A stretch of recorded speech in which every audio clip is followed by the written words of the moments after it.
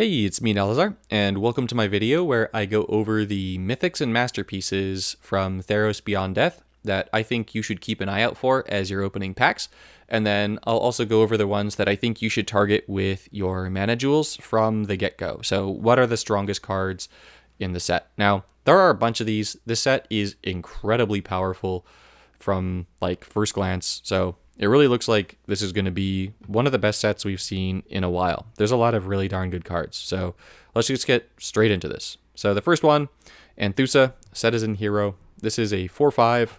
Whenever you target it with a spell, aka Heroic, this creature gets +X until end of turn. X is the number of green gems. So after having played with Beanstalk Giant, I can comfortably say that this will be pretty easy to make it so that every time you target it with a spell, it's going to get like somewhere in the realm of +10 to +15. So, I mean, if you just run a bunch of low-cost cards that can target this and buff it, then you can make this thing really, really, really strong, really fast. And there's a lot of like common and uncommon things that you can just target this with and just make it an absolute beast. So, really cool card. Ferocious, so if you've got a creature with power 5 or more, then at the end of your turn, the first creature card in your hand without mana gains half its mana. So not only is this thing going to hit pretty hard, but you're also going to be giving the other creatures in your hand mana. So very solid. Ephemia, the Cacophony, 12 for a 6/5. This is really more for newer players. This one's not as much for people in Platinum, but 6/5 flying for 12 is very easy to play. And then at the end of your turn, exile the last enchantment card from your graveyard. If you do, create a zombie token. So this is going to help with zombie objectives, and it's just a solid beat stick for newer players. Athreos, Shroud Failed. This is the first of our gods. All of our gods, okay, so when I say that, I mean the gods in the set. So all of the gods in this set are going to have, as long as the sum of your devotion to their colors is X or more, your first creature gets ability. So this one, X is 7, and the ability is +4/+7 and gains unblockable. At the end of your turn, target non-enchanted, non-enchantment, non-token creature you control gains enchanted. When this creature dies, return it to the battlefield under your control. Now, I don't know if when it returns to the battlefield, it loses the enchanted, and then you can just enchant it again, but either which way, I'm imagining that you put this on something like Razia, and then Razia just can't be killed and can block everything and kills everything. So this card looks pretty good. I like it. Let's move on. Atris, Oracle of Half-Truths. Okay, I absolutely love this card. I love it so much. So 13 mana, 6/5 creature. When you cast this card, pick one of the first 3 cards from your library. Fetch that card. It gets 6 mana. Destroy the other cards. So this kind of takes 2 cards that I really like and makes a super powered baby out of them. The first one is Strategic Planning. I use it in a lot of my Legacy decks. The second one is Talent of the Telepath. Now, I like Strategic Planning over Talent of the Telepath because the other cards that you don't choose to fetch go to your graveyard, so you don't draw them. So if you're sifting through your deck, you probably want very specific cards, and you don't necessarily want to draw the other ones. But with this, you get to pick one and then destroy the others, and it gets the mana from Talent of the Telepath. And then if that wasn't enough, then if your opponent has the same amount of loyalty or less than you, you repeat this process. Otherwise, gain 6 loyalty. So if your opponent has more loyalty than you, you get a bunch of loyalty and you get that top effect. If you have the same amount or more loyalty than your opponent, then you get that top effect twice. So on top of that, you get a creature. Big win. Absolutely love Atris. A lot. Manticore. This is our first masterpiece, and oh my word, is this thing a masterpiece. This thing is crazy. Like, crazy good. Now, it counts as all 5 colors. And if you control 2 or less creatures, create a Nyx-born Manticore token. That token is going to be a 5/5 with First Strike, Flying, Lifelink, Trample, and Vigilance. If you put it on a creature instead, that creature gets +5/+5, First Strike, Flying, Lifelink, Trample, and Vigilance. And then that creature gains Enchanted. And then if that creature dies, you get the 5/5 first strike flying lifelink trample and vigilance token onto the battlefield. So if somehow your opponent kills the thing, it comes back and as a token with all of those abilities and is still nasty. Now, what I want you to do is picture this card with Kess, right? Kess is a masterpiece from the previous set called Throne of Eldraine, right? I think it's from Eldraine. Or is it from M20? We're going to pretend it's from Eldraine. I think it's from Eldraine. So this thing comes back from Kess for free and then gives Kess or any other creature of your choice, like, I don't know, Razia, +5/+5. First strike flying, lifelink, trample, and vigilance. Yeah, that thing's going to kill everything. Or you put this on Gaia. So now Gaia becomes a 21/14 first strike, flying, lifelink, trample, vigilance, haste, hexproof. Nasty. And then if that wasn't enough, right? If that wasn't enough, now I want you to picture this with, I don't know, Sunbreaker. Sunbreaker, whenever you match it, it fetches the next red or white spell and gives it full mana. This thing is red and white. It's going to fetch it. Pyromancer's Goggles. Yep, that's going to fetch this too. It's also going to give it full mana, and it's also going to play it. So, yeah, there's a lot of stuff that gives you free spells. This is nasty. Super nasty. Super cool. Love Manticore. Dream Trawler. 17 for a 5/7. It's got lifelink. I love that from a blue card. When you draw a card, this creature gets +1/+1 until end of turn. There are a ton of ways to draw cards in this game. When this creature attacks, draw a card. More case in point about drawing cards. When you exile an enchantment from your hand, if you have 8 or if it has 8 or more mana, this creature gains hexproof until end of turn.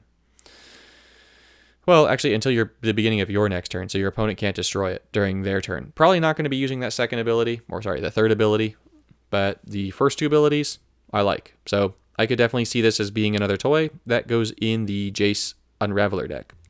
Dryad of the Elysian Grove. This is kind of the defensive match player's best friend. So this card definitely needs clothes, but beyond the clothes, it's fantastic. So it's 18, it's a 6/8. At the beginning of your turn, the first land card in your hand gains full mana. You're probably not going to be making a huge use out of that because of the second ability. At the beginning of your turn, your colored mana bonuses become 3 until end of turn. That makes your summative mana bonus for your Planeswalker 15. Yeah, 15. That's pretty good, right? And then not only that, but then that means that what you can do is you can go ahead and start matching your opponent's Planeswalker's good gem colors and make them match their bad colors. And then you are going to be getting at least 6 mana from every match you make, and your opponent is going to be getting butts. Like that little bottom constellation piece that you see on his flank that needs clothes. Next, Ephara, God of Polis. So this card is kind of a win more card, but nonetheless, the win more that this thing provides is super good. So if your devotion to blue and white is 7 or more, your first creature gets +6/+5 and vigilance. Solid. Makes any creature you play a savage monster. Then, at the beginning of your turn, if you control 3 or more creatures, draw a card, it gets full mana. That's fantastic. Draw an extra card every turn and give that card full mana. Love it. Now, the thing is that you have to control 3 or more creatures. That's not creatures and or creature reinforcements. That's just 3 or more creatures. So, yeah, it'll be a little bit tricky to get this one going at first, but it's totally doable. Like, the 3 creatures is totally doable. It's just that it'll take a little bit to get it going. And then once it is going, yeah, you should win. It's nasty. Erebos, Bleak-Hearted. 12 for a... Well, this is the first of our mono-colored gods. And as long as your devotion to black is 6 or more, your first creature gets +5/+6 and gains Death Touch. So devotion 6 is not bad. And then 12 mana for something that's going to give your first creature +5/+6 and Death Touch is solid. And then there's more. When a creature dies, draw 2 cards and lose 3 life. Then the first opposing creature gets -2/-1. So if you put this in Liliana of sacrifice a creature for your first ability and make it come back to the battlefield, Then when you use that ability, you're also going to draw 2 cards, lose 3 life, and give your opposing first creature -2/-1. Or you put this in Obnixilis, right? Obnixilis is going to be running a bunch of creature hate, a bunch of creature destruction. You kill creatures, you draw more cards, you have your third ability out, your opponent loses 16 life when you destroy their creatures. So Erebos, pretty solid, like Erebos. Godsend. This card is literally a godsend. This card is the first card I'm going to be targeting in the set, honestly, like with my mana jewels. This card is so good. It is, in my opinion, the best card in the set. It is so good. So while on the board, your first creature gets +6/+6. When your first creature blocks or becomes blocked, exile the opposing attacking or blocking creature. At the beginning of your opponent's turn, disable the first creature card in your opponent's hand until end of turn. So let's go over these one by one. The first one, self-explanatory. We're done going over it. The second one, let's say that your first creature is a creature with, I don't know, reach or flying and vigilance. Then your opponent's creatures attack, and they all just immediately get exiled. They don't even get to do damage to the creature. It just exiles them. So nothing that your opponent controls can attack you while you have Godsend and a creature with vigilance down. At all. Nothing.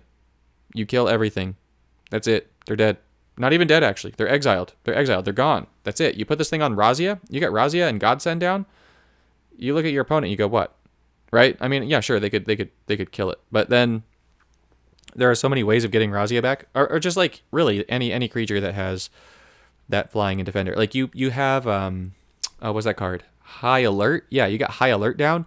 Any creature you play is just such an amazing threat that your opponent has to get rid of it immediately. And if they don't, then they basically just lose the game, because Godsend is going to make that creature get +6/+6, which means it's going to be attacking for an additional 12, and anything that your opponent, with the way High Alert works, and then anything that your opponent attacks with is exiled. No damage to your creature. They're just gone. And then if that wasn't enough, right? Because it's not. Godsend needs more. At the beginning of your opponent's turn, disable the first creature card in your opponent's hand until end of turn. Greg does not reorganize cards in its hand. He does not. So, let's say that your first... It doesn't need to be your first creature. Well, it does need to be your first creature. Fine. Your first creature is now Zodek. Heck, it doesn't actually need to be your first, but we're going to pretend it is. You have Zodek. Zodek attacks your opponent. Your opponent's first card is a creature. It drains the mana from that creature. Then, your opponent goes. That creature card now is disabled. So, even if they do get all the mana to play that creature, they don't get to play it, because the card is disabled. Then, if your opponent wants to play anything in their hand, because Zodek is going to be draining everything from your opponent's hand, they need to have a way to get enough mana in that turn to not only fill all of that first creature, but then whatever the spell behind that creature is. So, Godsend, yeah, this card is a Greg killer. And even not even Greg, like, if you go up against this thing is terrifying. This card is so good. So, yeah, this is definitely a big-time chase card. Get this as soon as possible. Or actually, don't, so that I don't have to face it. I'm good with that too, honestly. Yeah, next card. Haktos, the Unscarred, and the Pantsless. Haktos the Pantsless. Put on pants. What's with all these guys and no pants? Whatever. 13 for a 10/3. Berserker, first strike. When this creature enters the battlefield, this creature gains protection from the color of your opponent's highest mana bonuses, chosen randomly if tied. So if you play multiple of these, it's going to keep getting chosen randomly if tied. It's just going to add it on. You're going to get additional protection from evergreens. But even with that, like, I mean, do you really need that? No. It's a 10/3 with first strike for 13 mana. And Berserker. This dude is going to go through your opponent's battlefield and wipe them all out. He's going to be a big time killer. He's really, really good. Like, very little mana and big boy attack and Berserker and first strike. This dude is amazing. Seriously amazing. And Pantsless. Hall of Heliod's Generosity. 13. It's a land. At the beginning of your turn, convert 3 gems to loyalty. When an enchantment card or an enchanted creature you control is destroyed, return it to your hand with full mana. that card is disabled until the beginning of your next turn. I see a lot of uses for this, honestly, a lot of them. But I need to test it to make sure that it's as good as I think it is. But let's say that you are playing some kind of Razia, Manticore, and Sunbreaker shenanigans deck, right? With Hall of Heliod's Generosity. Your opponent finds some way of killing Razia. Oh no, Razia comes back. And, yeah. It comes back. That's it. Sad times. So, pretty cool for a land, honestly. Heliod, Uncrowned, 11 mana. If your devotion to white is 6 or more, your first creature gets 5/5 and gains lifelink. That's enough for me, honestly. That's it. But the bottom ability, when you gain life, your first creature gets +1/+1. I want to say that there are like 3, maybe 4 cards in Standard when this set comes down that have, when a creature enters the battlefield under your control, gain some amount of life. So let's say March of the Multitudes brings 12 creatures down, and you have all 4 of those. Now March of the Multitudes is going to make it so that your first creature gets +48/+48 for you playing March of the Multitudes. And you gain all that life. And your first creature is probably going to get +5/+5 and lifelink. So when they attack, every time it attacks, your first creature is going to get an additional permanent +1/+1. This card looks pretty good. 11 mana, solid. Loved this dude. Erebos, God of Victory. Devotion, 7 or more. Your first creature gets +7/+4 for a strike. At the beginning of combat, on your turn, your creatures gain menace and prevent damage until end of turn. This dude is going to be fantastic with Berserkers. Those Berserkers get to attack and not die. They just get to kill things. They like that. And the first one gets +7 power. So, nice. I feel like first strike and prevent damage are kind of redundant, but oh well. Karametra, God of Harvests. This is the god that I'm going to be going for first. So after getting Godsend, this is probably going to be the next card that I'm going to be targeting. So 15, as long as the devotion is 7 or more, your first creature gets +6/+7 and gains lifelink. My lands deck really likes that. When you cast a creature, fetch the next land support from your library. Move that card to play under your control. There are a lot of ways to cast creatures. So every time you cast a creature, you also get a land in conjunction with that creature. It basically turns all of your creatures into Golos, which is good. But then that first creature also gets 6/7 and lifelink. So, yeah, this card looks pretty solid. Keranos, God of Storms. I do like you. So this one, devotion to give your first creature 6/5 and flying. Okay, whatever, my dude. But then, at the beginning of your turn, pick one of the first 3 cards from your library. If it's a land, give it 4 mana. Otherwise, deal 4 damage to any target. Fetch that card. So, basically, draw an extra card every turn. You pick which of the first 3 cards of your library that's going to be. And then, if you want, you just don't draw the lands, and you do 4 damage to any target every turn. So, you kill your opponent, or your opponent's creatures. Lots of goodness. Love this dude. Big boy. King Makar the Gold Cursed. So, King Makar, 12 for a 4/5, and then when this creature is enchanted, exile target opposing creature. Now, I like this if you can enchant him multiple times. If you cannot enchant him multiple times, then I don't like him, because then you only get this ability once, and you get a 4/5, and you create a gold token. And I have a feeling that the gold token is going to be something like a treasure token. So, treasure is cool and all, but if this dude can be enchanted multiple times, he's a boss. Otherwise, meh.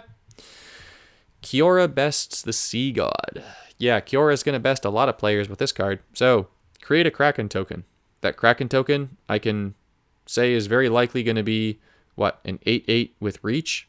Probably, right? That sounds fair, because Kiara, right? With the octopi, and all the Kraken synergy from the rares and stuff.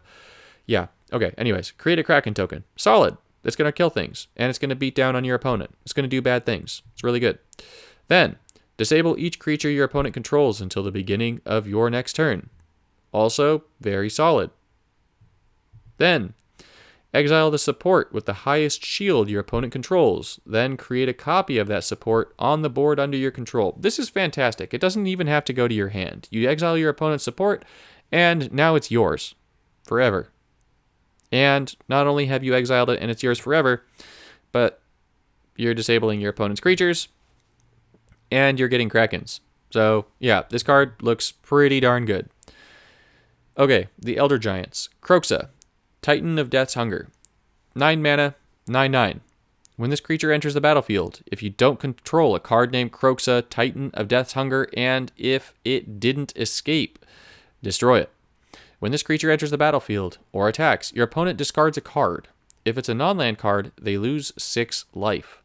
When this card enters your graveyard from anywhere, create up to 4 graveyard gems. So here's the dealio, right? You need 18 mana to play this thing from your graveyard. But if you just get one of these bad boys in play from your graveyard, you've now got a 9/9 that every time it attacks, your opponent discards a card. If it's a non-land card, they lose 6 life. And every time you want to reinforce this baddie, you only have to pay 9 mana to reinforce it for an additional 9/9.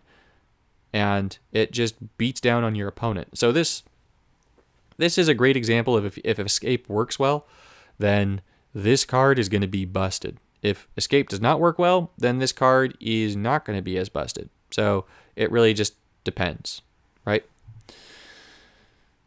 Nykthos, Shrine to Nix. This is really, really good. 11 mana, land. At the end of your turn, the first card in your hand gains X mana. X is your highest devotion to a color. I like that this is at the end of your turn instead of the beginning of your turn, because at the beginning of your turn, you're going to be converting all of your gems with all of your other lands and playing all the things from your hand.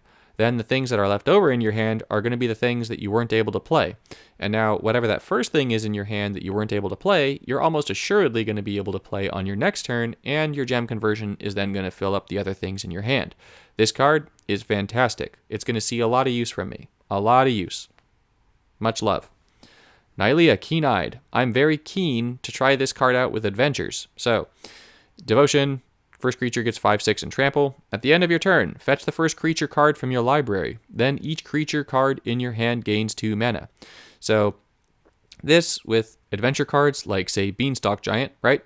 You fetch it, it gains mana. You just keep fetching those adventures, giving them mana, and then as they're all getting their mana, you then just start playing them in a torrent and doing bad things to your opponent. So this one I could see being really fun. I could actually see it being pretty strong in the right circumstances. I'm really excited to try it out. Nix Bloom Ancient. I love gem conversion. Not when my opponent uses it, but when I use it. So this thing is 16 for a 7/7 with Berserker and Trample. And when this creature deals combat damage to your opponent's Planeswalker, convert X gems to your highest devotion color. X being up to 8. So you see, what I see myself doing with Nix Bloom Ancient is what any sensible person with Embercleave would do, which is giving Embercleave to Nix Bloom Ancient, which makes it a 9/9 that is going to have double strike and trample and hit your opponents twice and convert up to 16 gems to green. And then, how does your opponent recover from that? Simple answer is they don't. But yeah, this card in a Brocon deck is going to be beautiful. Pharika, God of Affliction. So, just like as I like all those things that are going to be dumping things into the graveyard, this one kind of counters that. So, your first creature gets +5/+5 and Death Touch if the devotion is 7 or more.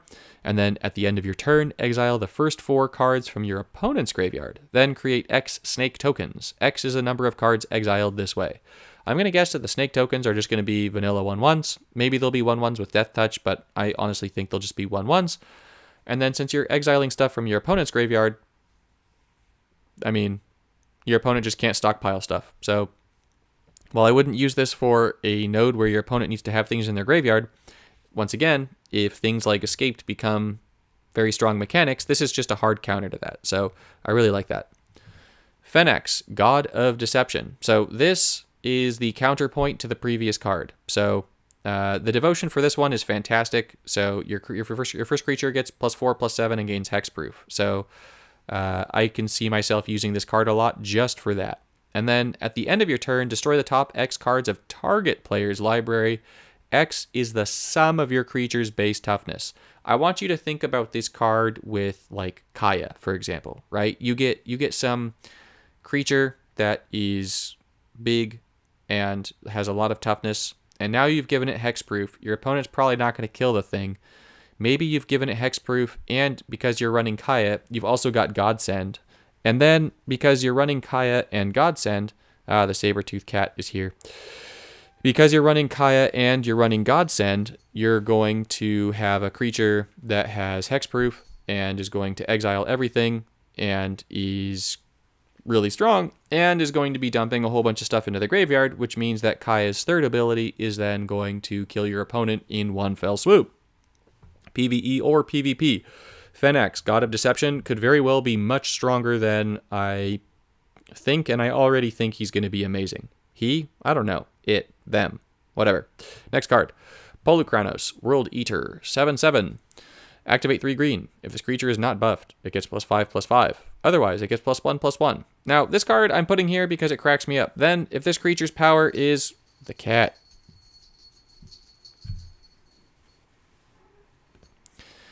Alright, then, if this creature's power is 15 or greater, it fights each opposing creature. It's like, hey, you look like a big boy creature. Get out of here. So, it just fights everything. Like, look at it. It just looks so savage. It doesn't take garbage from anyone. Tectonic Giant. Okay. 7/8 for 16. When this creature attacks, pick one of the first 2 cards from your library, fetch that card, gains 4 mana, exile the other. When this creature becomes the target of a spell your opponent controls, deal 6 damage to your opponent's planeswalker. I don't care so much about the second ability, I care about the first ability. It's kind of like Sir Kiara. Not quite as strong as Sir Kiara, but you could use this in conjunction with Sir Kiara, and then all of a sudden your red deck is now getting a ton of cards. So I could very well see this and Sir Kiara going into a Koth deck, or a Chandra Awakened Inferno, and wreaking absolute havoc. Sasa. This is yet another one of our mono gods. So with Devotion, your first creature gets 6/5 and unblockable. And then at the end of your turn, you may, and I love that there are a bunch of cards in this set that do this. You may exile target creature you control. So they have may effects. Then return it to the battlefield under your control. If you do, disable the last opposing creature until the beginning of your turn. So this is really nice for a few reasons. 1, you may choose to do it. 2, it's done at the end of your turn, so it doesn't interrupt your attack. The thing doesn't have to have haste to be able to attack. 3, it's going to disable your opponent's last creature. However, the downside to this, and just keep this in mind, it doesn't bring back reinforcements. So if you've reinforced something, don't choose to exile that thing. Tromocratis. I'm guessing that there's going to be a Kraken bundle, and I'm guessing that this dude, thing, them, thing, whatever, is going to be the mythic in that bundle. So it's 19 for a 10/10. At the beginning of combat on your turn, if there are 8 or more blue gems, and let's just face it, there will be, always, this creature gets hexproof and menace until the beginning of your next turn. So this thing is basically 19 for a 10/10 hexproof menace. And then while in the battlefield, your Kraken, Leviathan, Octopus, and Serpent creatures cost 6 less to cast. Yeah, I'm looking at you, Lockmere Serpent. So this, in conjunction with all of our other beautiful Kraken, Leviathan, Octopus, Serpent things, looks like it could be very strong, very fun. I'm really looking forward to getting Kraken with this stuff, because, like, put this even, like, in Kiara or something. So beautiful. Okay. Underworld Breach, 12 mana. When the support enters the board, and whenever you cast a card with Buried from your graveyard, the last card in your graveyard without Buried gains Escape and Buried X. Then this card loses 1 shield. X is that card's base mana cost. So basically, it makes it so that all the cards in your graveyard slowly become cards that you can play from your graveyard by matching graveyard gems. And then not only does this then give them all those beautiful effects, but then at the beginning of each of your turns, you create up to 3 graveyard gems. So yeah, you're going to be making the whole world graveyard gems and bringing back your whole graveyard. So pretty sweet. Underworld Cerberus. This thing is ugly, but apart from being ugly, is nasty. So it is 18 for an 8/8 double strike. So, and menace. So this thing hits for 16. This thing is crazy strong just because of that. And then when a card is exiled from your opponent's graveyard, if it is your opponent's turn, return that card from exile to your graveyard, then create 6 graveyard gems. So yeah, this dude can go ahead and create a whole bunch of graveyard gems. But even without that, honestly, like it just is this thing, 8/8 double strike. I mean, you have to love that. This hound is nasty. It should have triple strike. Never mind. Uro, Titan of Nature's Wrath. So just like our other Titan, this once again is the exact same thing, where it's got 9 for a 9/9, costs 18 to bring it back from the graveyard, and then if you bring it back, you can start recasting these things, and they're just 9 for 9/9. And then when this creature enters the battlefield or attacks, gain 3 life, draw a card, and the first land card in your hand gains 6 mana. I happen to think that the other Titan, Elder Giant, is stronger, but that's just because it makes your opponent discard every turn, whereas this one makes you draw, and there's a whole bunch of things in the game already that make you draw. But either way, both of them look like they'll be pretty strong. Xenagos, God of Revels. This thing. Okay. This thing is beautiful. So, as long as your devotion is 7 or more, your first creature gets 6/5, and then at the beginning of combat on your turn, target creature you control gets +X/+X and gains trample until end of turn. X is that creature's power. So what you hear is that sound in the background. My wife's cat just tripped the toilet. So not only did the cat come over here, that cat belongs in this set in the doom that Elspeth comes back from. Okay. Xenagos. So here's the thing that makes it so crazy, right? That creature gets the +X/+X and trample, where X is that creature's power. So I know I'm going back to Gaia again, but let's take Gaia for example, right?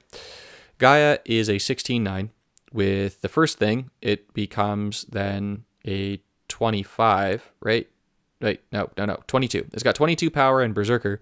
And then the beginning of combat ability is going to make it a 44. So just this thing in Gaia makes Gaia have 44 power, Berserker, and Trample. And then if you have Gaia reinforced, it becomes even stronger. Now let's pretend that we have Embercleave down too, right? So now, instead of 22, it's 24, and it has Double Strike. So now it's got 24. It now then gets boosted from 24 to 48. And then with the Double Strike, it's going to be swinging in for, yes, you guessed it, 96 damage. So just Xenagos, Gaia, and Embercleave is 96 trample damage coming right at your opponent's face. So this card is going to be really good for really quick matches, PvE or PvP, because, yeah, I feel like green is probably going to be the easiest color to get your devotion up. And this card looks like it's pretty dang strong. So I think Xenagos is the last one. Yeah, it is. So that's all of the Mythics and Masterpieces from the set that I'm keeping an eye on. There are more that I want to play with, but these are the ones that really stand out to me as being like strong cards. And like, it's crazy. There's so many cards that look really strong in this set. So I hope that this helps you figure out what you want to target. Maybe it gives you some ideas for decks to build day one when you pull some of these cards. And I hope you enjoyed it. I'll see you in the next one.